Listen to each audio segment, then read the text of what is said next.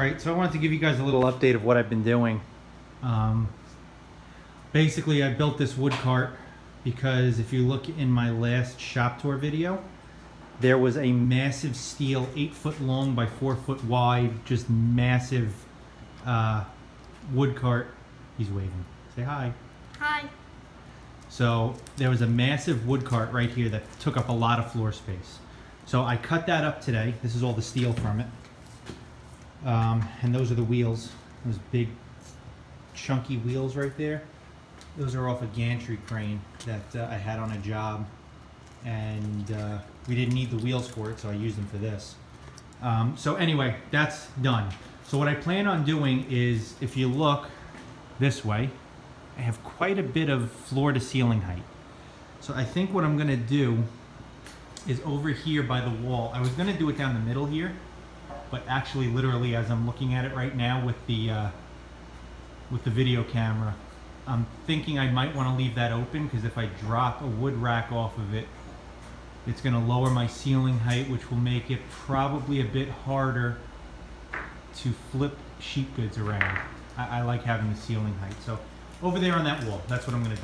It's gonna be 4 foot wide. It'll start right about there. It's only gonna drop 2 feet off the ceiling, and it's gonna have 2 rows on it.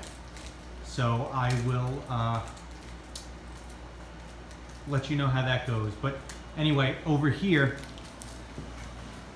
let's see if I can, I don't know if you could see everything. It's kind of tough to see. But anyway, this is a 2 foot by 4 foot piece of OSB that I had just laying around. I got a few of them, and then I'll cut up some other stuff that I have.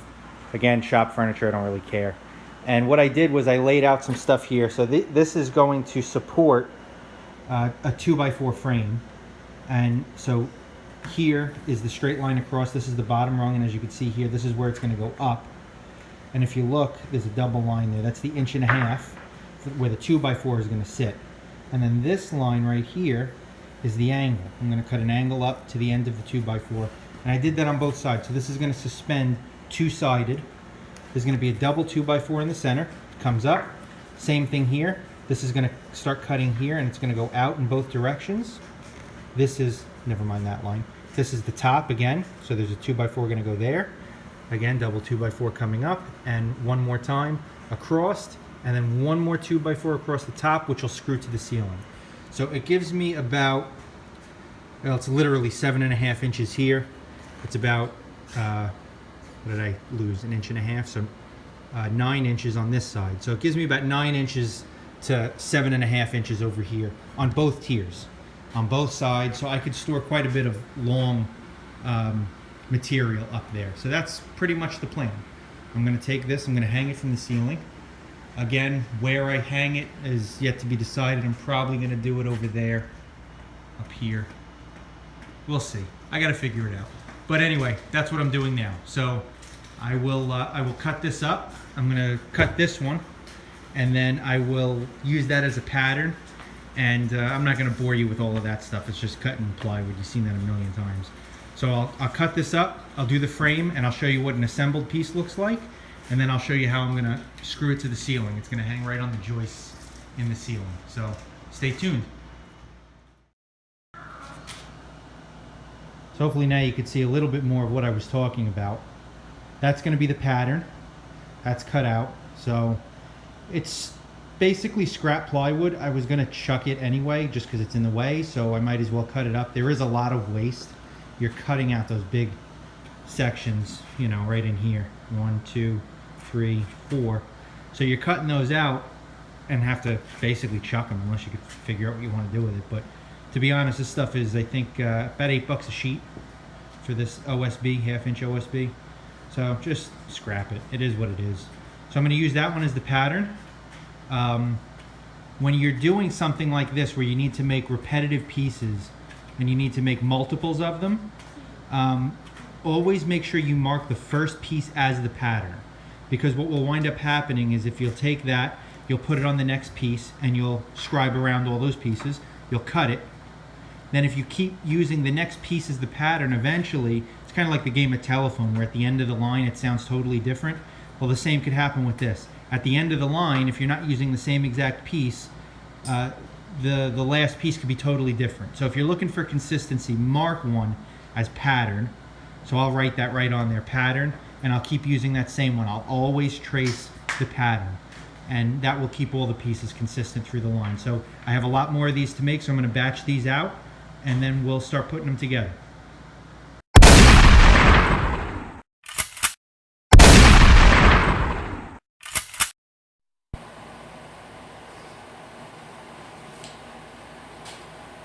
So again, these are the pieces I'm going to be using. This plywood works as a stabilizer to stabilize the wood. So what I'm going to do is I'm going to mount the 2x4s, and then in the middle is going to be a double 2x4, kind of like a double jack stud in a house, and it's going to support these, and these are going to stop it from twisting too much. Because if I imagine without this, if you were to put weight on this side, this end might come up. So with that double in between and this plywood, well, this is melamine, with this scrap material that I cut up, we're going to be able to support the wood and hang all of this from the ceiling.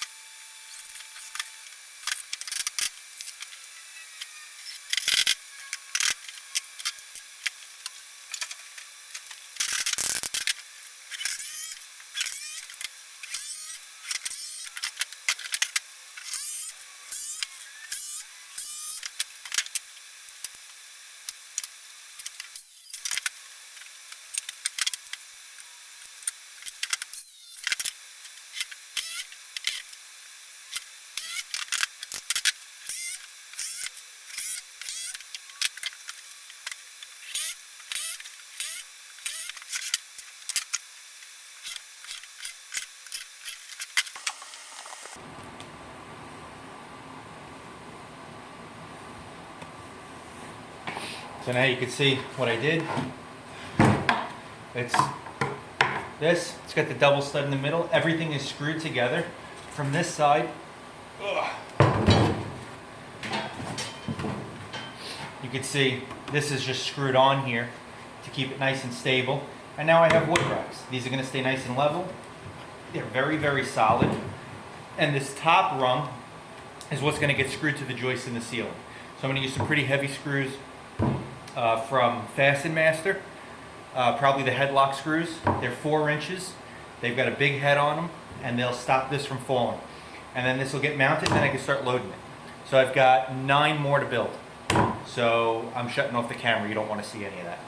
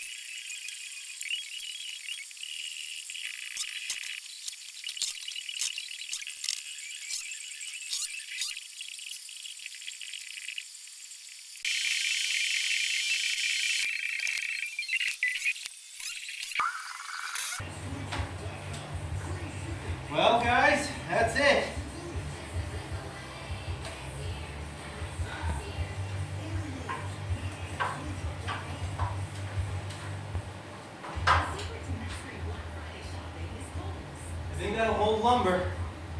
No issues.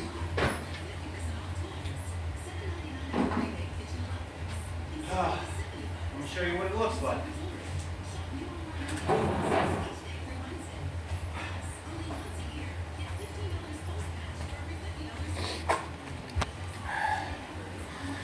All right. So, not too bad, huh? All right, let's see. So, they're spaced every 2 feet. I left one off the end here, and the reason being, see how that, let me move the ladder a bit. So we're lined up here. See how that lines up with the garage door? Well, I want to make sure that as I come down this wall here and build cabinets, that I have room to build the cabinet. So I didn't want it to be, you know, a foot off the wall. And then if I come up here, as you can see, they are, let's see if I can get you a nice line up there.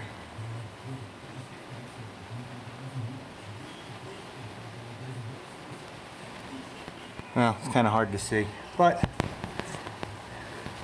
you get the idea. So basically I have 4 complete pieces, 4 complete sections to hang material on. So we're in pretty good shape. And I think it came out great. I'm pretty happy with it. If we come down the ladder, and don't drop the camera.